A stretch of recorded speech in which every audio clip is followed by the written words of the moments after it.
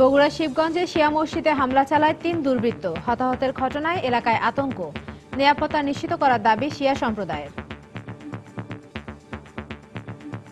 আমরা সরকারের কাছে এটাই আমরা আকুতি মিনতি জানাই যে আমরা তার কাছ থেকে আমরা বিচার চাই। এটা মুসলমানের কাজ হতে পারে না। এরকম ঘটনা বাংলাদেশের ইতিহাসে কোনোদিন ঘটেনি যে একটা মসজিদের ভিতরে এইভাবে আক্রমণ। আমরা জানতে পারি যে ৩ জন অজ্ঞাতনামা যুবক এখানে এসে প্রবেশ করে গুলি করে নামাজরত অবস্থায়। আমরা এসে ঘটনাস্থলে পাই ৮টি গুলির খোসা, যেটিকে জব্দ করা হয়েছে। রংপুর দিনাজপুরে ধর্মযাজককে হত্যার হুমকিতে নিরাপত্তা জোরদার। অপরাধীদের ধরতে চলছে পুলিশের অভিযান। দেখছিলেন প্রধান শিরোনাম। রাত 11টার সময় সঙ্গে আছি আমি ইশরাত জাহান এবং আমি কামরুজ্জামান মামুন। এবার অন্যান্য শীর্ষ সংবাদ। শর্ত সাপেক্ষে আসন্ন পৌর নির্বাচনে অংশ নেয়ার সিদ্ধান্ত বিএনপির। নতুন ভোটারদের অংশ নেয়ার স্বার্থে নির্বাচনের সময় 15 দিন পেছানোর দাবি। বিএনপি নির্বাচনে অংশ নেওয়ার সিদ্ধান্তকে স্বাগত জানালো আওয়ামী লীগ। শর্ত বিবেচনায় নিতে কমিশন ও বিএনপিকে নমনীয় হওয়ার আহ্বান পর্যবেক্ষকদের। রাজধানীর মাধ্যমিক বিদ্যালয়গুলোতে এলাকা কোটায় ভর্তি নিয়ে অভিভাবকদের মিশ্র প্রতিক্রিয়া। সব বিদ্যালয়ের মান উন্নয়নের পরামর্শ শিক্ষাবিদদের। এবং নার্সিং কলেজে ভর্তি পরীক্ষায় অংশ নেওয়ার সময় 22 ভুয়া পরীক্ষার্থী আটক। 7 দিন করে কারাদণ্ড। আটককৃতরা ঢাকা বিশ্ববিদ্যালয় বুয়েটের শিক্ষার্থী।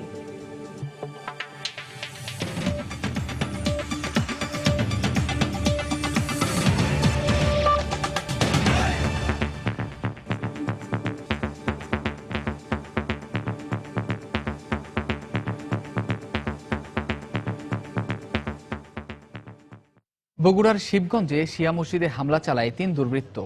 আর ঘটনাস্থল থেকে পাওয়া যায় 8টি গুলির খোসা। ঘটনাস্থল থেকে আলামত সংগ্রহের পর এমনটাই জানিয়েছেন পুলিশের তদন্ত দল। এদিকে ঘটনার পর থেকে এলাকায় থমথমে পরিস্থিতি বিরাজ করছে। মসজিদের আশপাশে মোতায়েন করা হয়েছে অতিরিক্ত পুলিশ। এরই মধ্যে জিজ্ঞাসাবাদের জন্য আটক করা হয়েছে একজনকে। এদিকে গ্রামবাসীর নিরাপত্তায় কার্যকর পদক্ষেপ নেওয়ার পাশাপাশি শিগগিরই এই হামলার সঙ্গে জড়িতদের বিচারের আওতায় আনার দাবি জানিয়েছেন সবাই।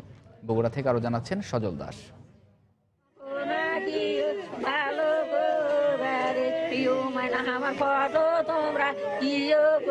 এভাবেই আহাজারি করছেন বগুড়ার কিচক হরিপুর গ্রামের শিয়া মসজিদে হামলার ঘটনায় নিহত মুয়াজ্জেম হোসেনের পরিবারের সদস্যরা। শোক সন্তপ্ত পরিবারকে সান্ত্বনা দিতে নিহতের বাড়িতে ভিড় জমিয়েছেন প্রতিবেশীরা। আকস্মিক ঘটনায় হতবিহ্বল সবাই। আমরা দোকানপাট সব কোচে ঝাঁপ লাগাও, আমাকে মসজিদে গুলি করতে।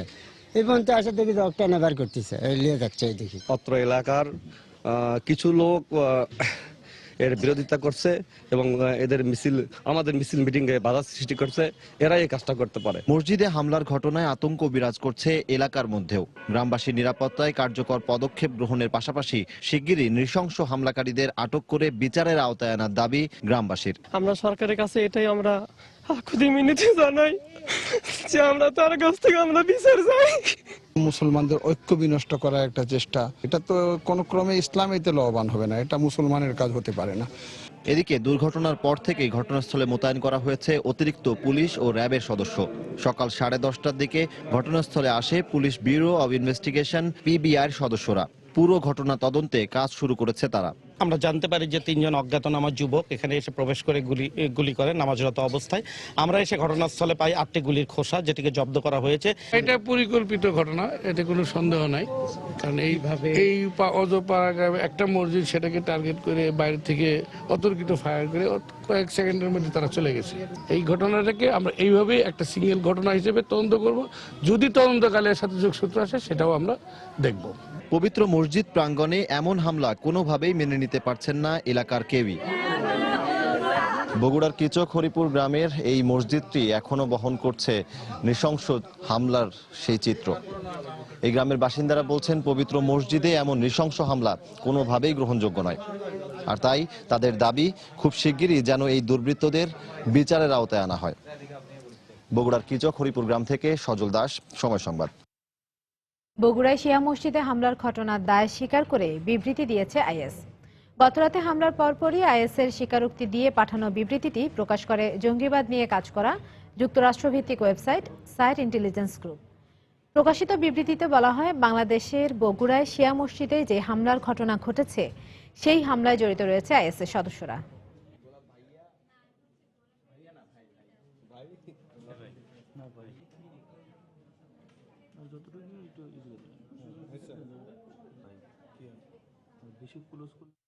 এদিকে শিয়া সম্প্রদায়ের ওপর একের পর এক হামলার ঘটনায় শঙ্কায় রয়েছেন তারা। তবে ঘটনা তদন্তে সরকারের সদিচ্ছাকে স্বাগত জানিয়েছেন এ সম্প্রদায়ের নেতারা। এদিকে ভিন্নমত পোষণ করে আইন শৃঙ্খলা রক্ষাকারী বাহিনীর উদাসীনতাকে দায়ী করেছেন অপরাধ বিজ্ঞানীরা। তারা বলছেন, কোনো ঘটনার আগে বিভিন্ন বাহিনীকে সজাগ থাকতে দেখা না গেলেও ঘটনা পরবর্তী সময়ে অনেক বেশি তৎপর হয়ে ওঠেন তারা।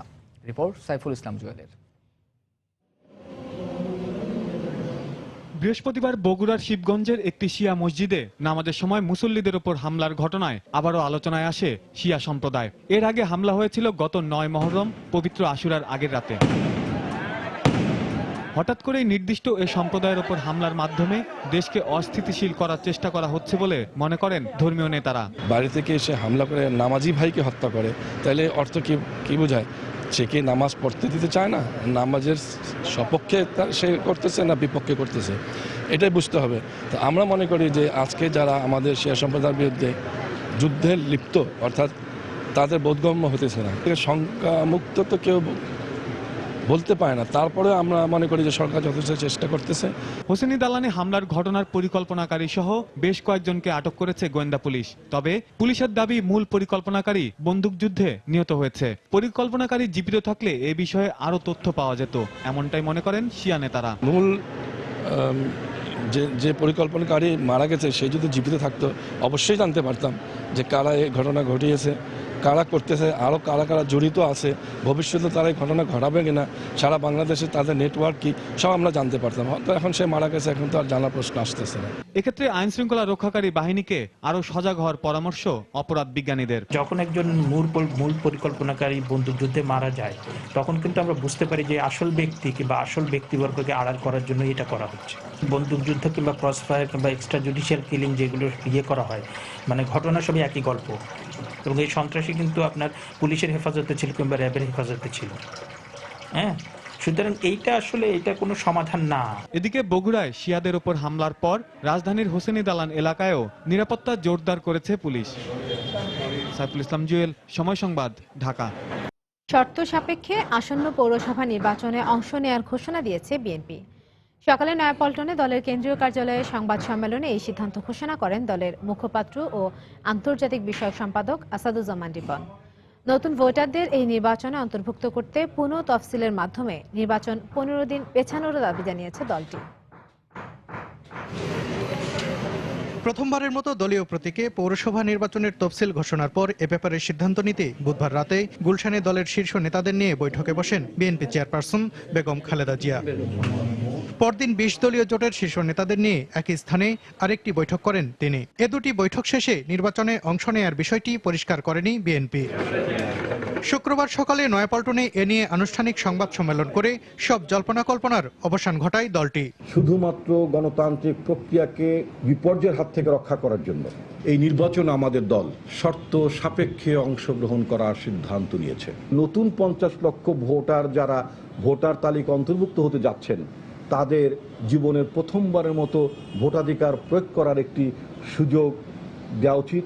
সেই কারণে নির্বাচন আয়োজনের যে সময়সীমা 15 ডিসেম্বর 30 ডিসেম্বর উল্লেখ করা আছে, অন্তত পক্ষে 15 দিন বৃদ্ধি করলে নতুন ভোটারও আসতে পারবেন। আইন শৃঙ্খলা পরিস্থিতির উন্নতি, দলীয় নেতাকর্মীদের গ্রেপ্তার ও হয়রানি বন্ধ, বন্দী নেতাকর্মীদের মুক্তি দেওয়া সহ সর্বোপরি নির্বাচনকে প্রভাবমুক্ত রেখে লেভেল প্লেয়িং ফিল্ড তৈরির দাবি জানায় বিএনপি।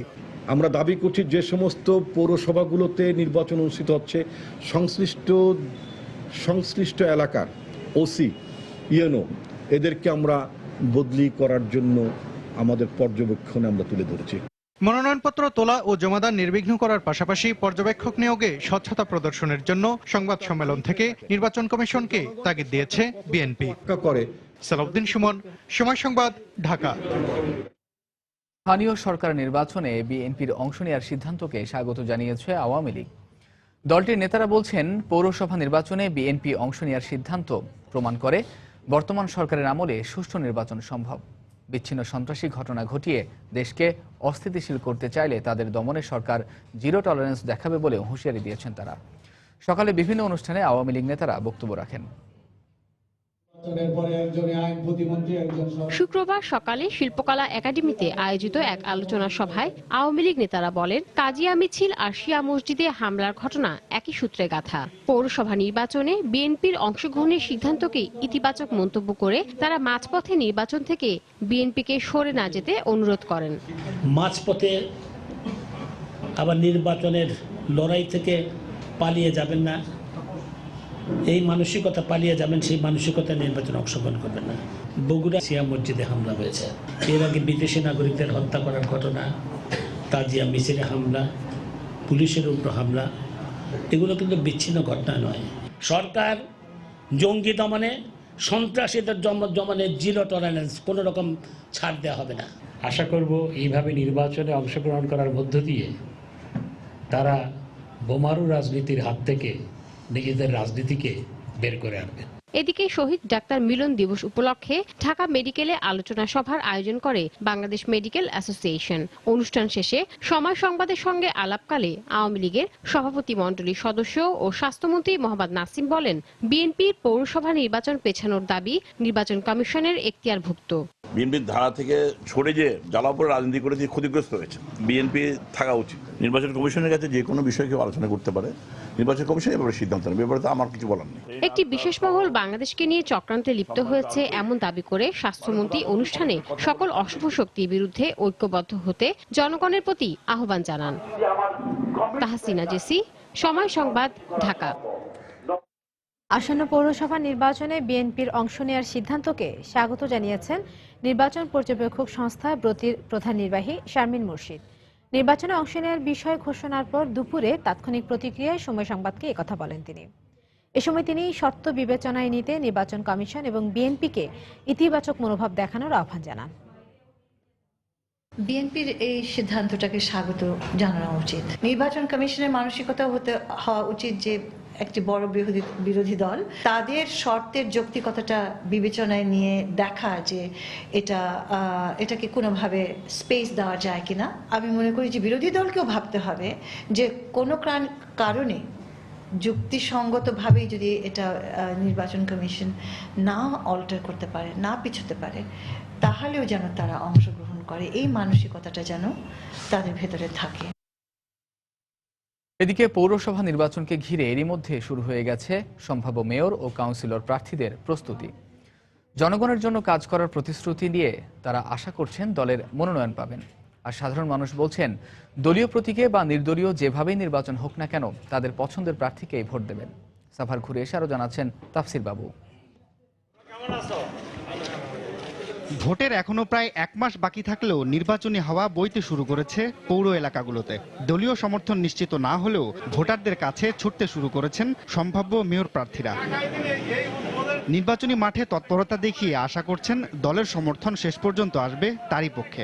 আমি উপজেলা চেয়ারম্যান ছিলাম, পৌরসভার চেয়ারম্যান ছিলাম, এমপি ছিলাম, ইউনিয়ন পরিষদের চেয়ারম্যানও ছিলাম।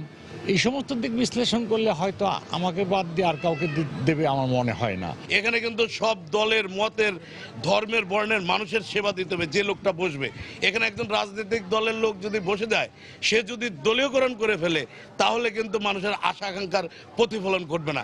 মেয়র পদে দলীয় মনোনয়ন থাকলেও কাউন্সিলরদের ক্ষেত্রে তা উন্মুক্তই থাকছে। তবে নির্বাচনী বৈতরণী পার হতে কাউন্সিলর প্রার্থীরাও চাইছেন দলীয় আশীর্বাদ।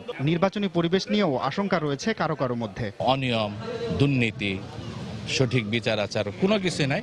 আমি মোটামুটি আমার অক্লান্ত পরিশ্রম করে টোটাল সমাজ ব্যবস্থাটা আমি পরিবর্তন করার চিন্তা ভাবনা করছি। তৃণমূল পর্যায়ের বিভিন্ন নেতাদের বিরুদ্ধে হাজার হাজার মামলা দিয়ে তাদেরকে ঘর বাড়ি ছাড়া করা হয়েছে। আমরা নিজেরা বাড়িতে ঘুমাইতে পারি না। অতএব এই পরিবেশে আমরা নির্বাচন করাটা আমরা করতে পারবো কিনা এটা সময়ের ব্যাপার।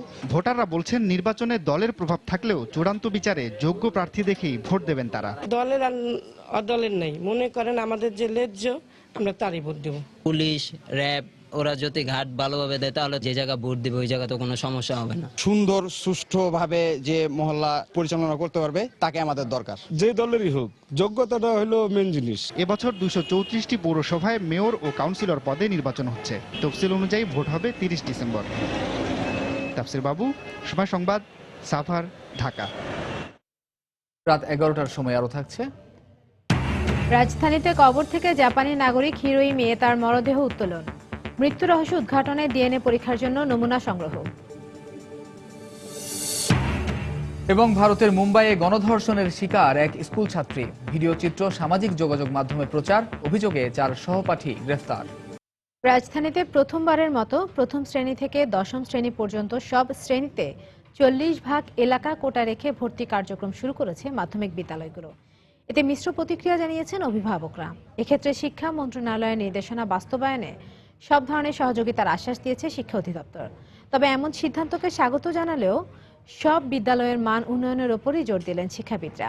বিস্তারিত মুজাহিদ শুভ রিপোর্টে। ভর্তি ফর্ম বিতরণের মাধ্যমে রাজধানীর মাধ্যমিক বিদ্যালয়গুলোতে শুরু হয়েছে ভর্তি কার্যক্রম। আগামী বছর থেকে প্রতিটি শ্রেণীর মোট আসনের 40% বিদ্যালয় সংলগ্ন শিক্ষার্থীদের জন্য বরাদ্দ করার সিদ্ধান্তে মিশ্র অভিমত দিয়েছেন অভিভাবকরা। আমরা যে এলাকায় থাকি দেখা যাচ্ছে যে আমাদের এলাকা ভালো কোনো স্কুল নাই। সিদ্ধান্তটা ভালো, এলাকার স্টুডেন্টরা যদি এলাকায় পড়ে তাহলে যানজটটা কমবে এবং স্টুডেন্টের জন্য রিস্কটা কমবে। মহল্লা থেকে বাচ্চাদের নেওয়ার ব্যাপারে যে কোটা সিস্টেম, সেটা এখনো আইনগতভাবে কোনো পরিষ্কার কোনো ধারণা আমাদের কাছে আসে নাই। তবে শিক্ষা মন্ত্রণালয়ের নির্দেশনা মেনেই ভর্তির ক্ষেত্রে সব ধরনের প্রস্তুতি নেওয়া হচ্ছে বলে জানালেন স্কুল প্রধানরা। সরকারি নির্দেশনা আমরা পেয়েছি, ফর্ম বিতরণ শুরু হয়েছে। আমাদের আগামী 30 তারিখে পরিচালনা পর্ষদের সভা আছে, সেই সভায় সিদ্ধান্ত গ্রহণ করা হবে। এমন সিদ্ধান্ত বাস্তবায়নের শুরুতেই উন্নত বিশ্বের মতো সব অঞ্চলের বিদ্যালয়ের মানের মধ্যে সমতা আনয়নের দিকে জোর দিলেন শিক্ষাবিদরা। এই উদ্যোগটা ভালো, কিন্তু বাস্তবায়নের কতগুলি সমস্যা আমি দেখতে পাচ্ছি। প্রথম হচ্ছে, সব স্কুল যেহেতু মানসম্পন্ন নয়, একই মানের স্কুল নয়, কোনো কোনো স্কুলের চরম দুর্দশা। দ্বিতীয় সমস্যা হচ্ছে এলাকা নির্ধারণ।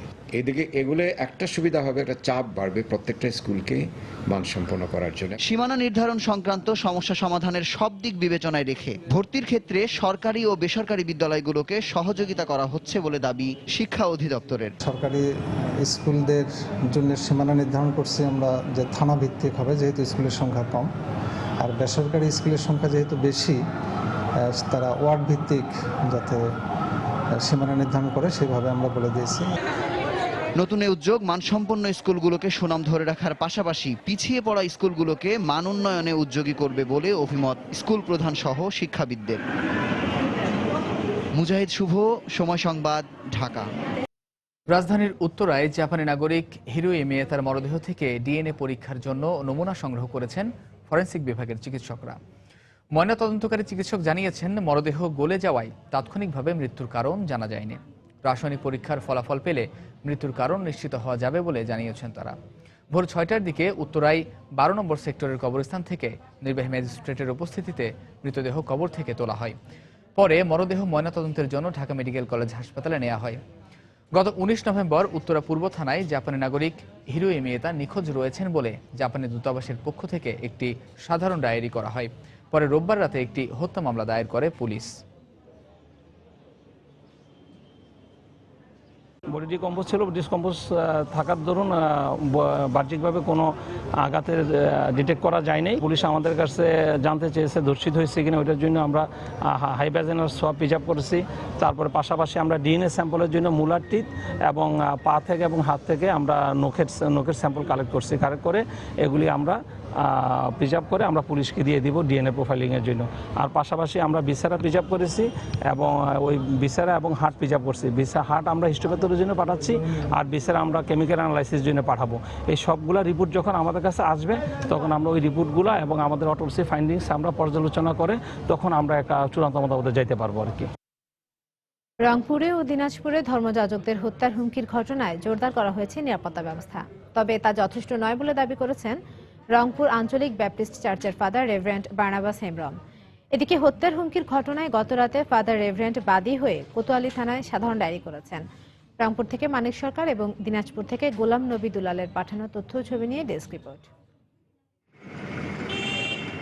হত্যার হুমকির ঘটনার পর থেকেই রংপুর শহরের বাংলাদেশ ব্যাংক মোড় এলাকায় এখন শুনশান নিরাপত্তা। সেখানে ব্যাপটিস্ট চার্চ ও মিশনারিগুলোর ভেতরে ও বাইরে মোতায়েন করা হয়েছে অতিরিক্ত পুলিশ। তারপরও ধর্মযাজক ও তাদের পরিবারগুলো ভুগছে নিরাপত্তাহীনতায়। এদিকে হুমকির ঘটনায় ফাদার হেমব্রম বাদী হয়ে কোতোয়ালি থানায় সাধারণ ডায়েরি করেছেন। তবে তদন্তের বিষয়ে ক্যামেরার সামনে কথা বলতে রাজি হয়নি পুলিশ।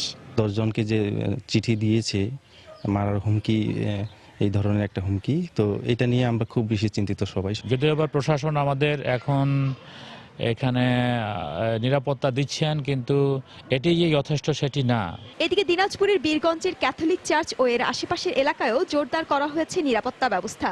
চেকপোস্ট বসিয়ে তল্লাশি চালাচ্ছে পুলিশ। তবে আতঙ্ক কাটেনি খ্রিস্টান সম্প্রদায়ের মানুষের মধ্যে। মুঠোফোনের যে নম্বর থেকে হুমকি দেওয়া হয়েছে সেই বিষয়টি খতিয়ে দেখা হচ্ছে বলে জানিয়েছে পুলিশ। নিরাপত্তা ব্যবস্থাটা ভালো, নিরাপদ, কিন্তু নিজেকে বন্দি বন্দি মনে হচ্ছে। আমরা স্বাধীনভাবে চলাফেরা করতে পারছি না। আমাদের পুলিশের ডিপ্লয়মেন্ট আছে এবং আমাদের অফিসারদের সাথে যোগাযোগ হয় এবং ওনাদের নাম্বার আমাদের সাথে আমরা শেয়ার করেছি। যে কোনো বিষয় হলে আমরা সাথে সাথে আমরা অ্যাটেন্ড করি। তো এখন আশা করি যে এগুলো নিয়ে নিরাপত্তাহীনতা আমরা ভুগছেন এটা আমি মনে করি না। বৃহস্পতিবার দুপুরে দিনাজপুরে মুঠোফোনে খুদে বার্তায় বীরগঞ্জ ক্যাথলিক চার্চের ফাদার কার্লোসকে 20 ডিসেম্বরের মধ্যে হত্যার হুমকি দেওয়া হয়। পরে সন্ধ্যার দিকে রংপুরে ফাদার হেমব্রম সহ 10 ধর্মযাজককে হত্যার হুমকি দিয়ে একটি বেনামি চিঠি পাঠানো হয়। ইসমাত জাহান, সময় সংবাদ। নার্সিং কলেজের ভর্তি পরীক্ষায় অংশ নেওয়ার সময় 22 জন ভুয়া পরীক্ষার্থীকে আটক করেছেন ভ্রাম্যমাণ আদালত। তাদের 7 দিন করে কারাদণ্ড দেওয়া হয়েছে। দুপুরে ইডেন কলেজ এবং ঢাকা মেডিকেল কলেজ পরীক্ষা কেন্দ্র থেকে এই 22 জন ভুয়া পরীক্ষার্থীকে আটক করে পুলিশ। ভ্রাম্যমাণ আদালতের নির্বাহী ম্যাজিস্ট্রেটের নেতৃত্বে আটককৃতদের জিজ্ঞাসাবাদ করে অন্যের হয়ে পরীক্ষা দেওয়ার বিষয়টি নিশ্চিত হওয়ার পর তাদের কারাদণ্ড দেন। পরে তাদের ঢাকা কেন্দ্রীয় কারাগারে নেওয়া হয়। আটককৃতদের মধ্যে একজন নারীও রয়েছেন। তারা সবাই ঢাকা বিশ্ববিদ্যালয়, বুয়েট সহ কয়েকটি পাবলিক বিশ্ববিদ্যালয়ের শিক্ষার্থী বলে জানিয়েছেন নির্বাহী ম্যাজিস্ট্রেট।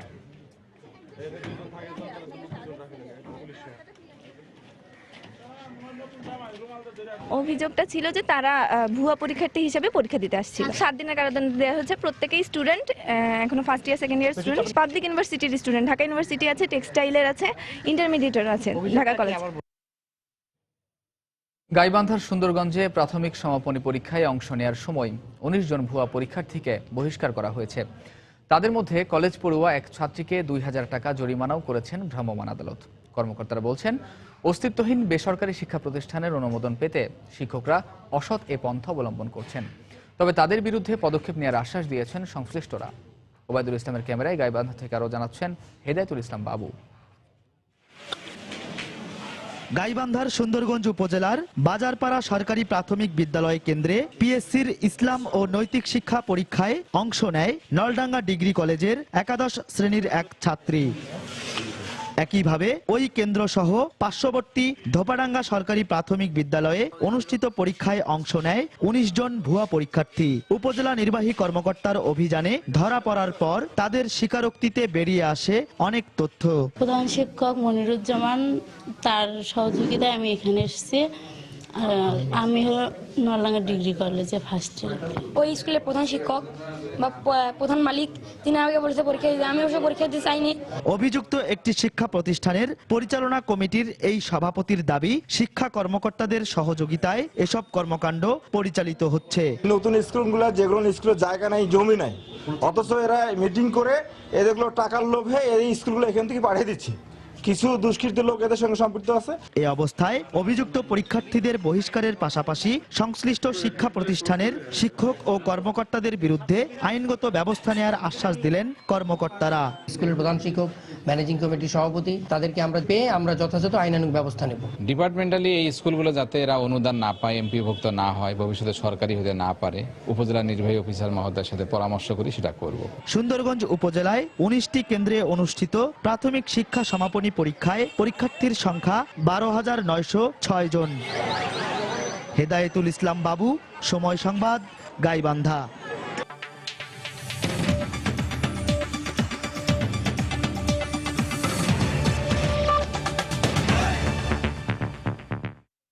ভারতের মুম্বাইয়ে এক স্কুল ছাত্রীকে গণধর্ষণ ও ভিডিও চিত্র সামাজিক যোগাযোগ মাধ্যমে ছড়িয়ে দেওয়ার অভিযোগে 4 সহপাঠীকে গ্রেপ্তার করেছে পুলিশ। গ্রেপ্তার ওই 4 জনই মুম্বাইয়ের পশ্চিমাঞ্চলীয় মালাদ উপশহরের এক স্কুলের 10ম শ্রেণীর শিক্ষার্থী। তাদের বয়স 15 থেকে 16-র মধ্যে। পুলিশ জানায়, একসঙ্গে লেখাপড়ার কথা বলে গত 8ই নভেম্বর বাসায় ডেকে নিয়ে ওই ছাত্রীকে গণধর্ষণ করে তারই বন্ধুরা। সে সময় ধর্ষণের চিত্র ভিডিওতে ধারণ করা হয়। পরে ভিডিওটি প্রচারের ভয় দেখিয়ে বেশ কয়েকবার ওই ছাত্রীকে ধর্ষণ করে তারা। তবে গত বুধবার সামাজিক যোগাযোগ মাধ্যমে ভিডিওটি ছাড়া হয়। এই ঘটনার পর পুলিশ অভিযান চালিয়ে 4 জনকে গ্রেপ্তার করে। তাদের বিরুদ্ধে শিশু যৌন নির্যাতনের মামলা দায়ের করা হয়েছে।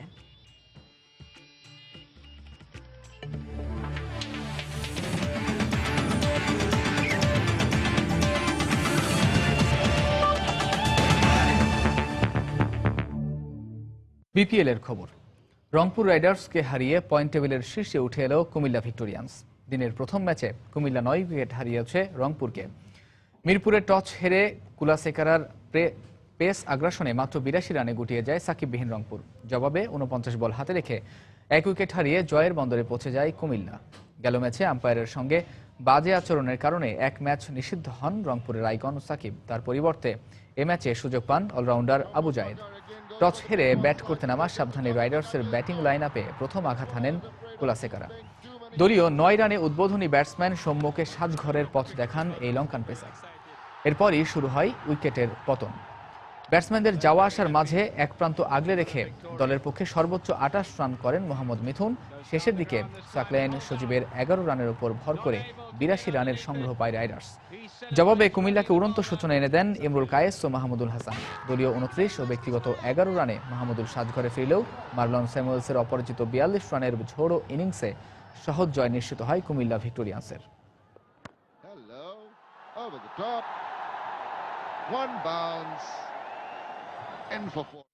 রাত 11টার সময় এ পর্যায়ে শীর্ষ সংবাদ জানিয়ে দিচ্ছি আরেকবার।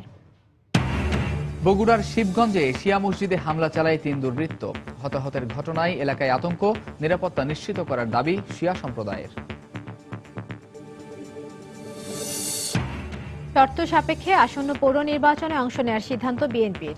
নতুন ভোটারদের অংশ নেওয়ার স্বার্থে নির্বাচনের সময় 15 দিন পেছানোর দাবি।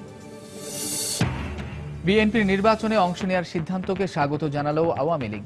শর্ত বিবেচনায় নিতে কমিশন ও বিএনপিকে নমনীয় হওয়ার আহ্বান পর্যবেক্ষকদের। রাজধানীর মাধ্যমিক বিদ্যালয়গুলোতে এলাকা কোটায় ভর্তি নিয়ে অভিভাবকদের মিশ্র প্রতিক্রিয়া। সব বিদ্যালয়ের মান উন্নয়নের পরামর্শ শিক্ষাবিদদের। এবং নার্সিং কলেজে ভর্তি পরীক্ষায় অংশ নেওয়ার সময় 22 ভুয়া পরীক্ষার্থী আটক। 7 দিন করে কারাদণ্ড। আটককৃতরা ঢাকা বিশ্ববিদ্যালয় বুয়েটের শিক্ষার্থী। দর্শক, এই ছিল রাত 11টার সময়। যে কোনো খবর পেতে ভিজিট করুন সময়নিউজ.tv। সঙ্গে থাকুন সময়।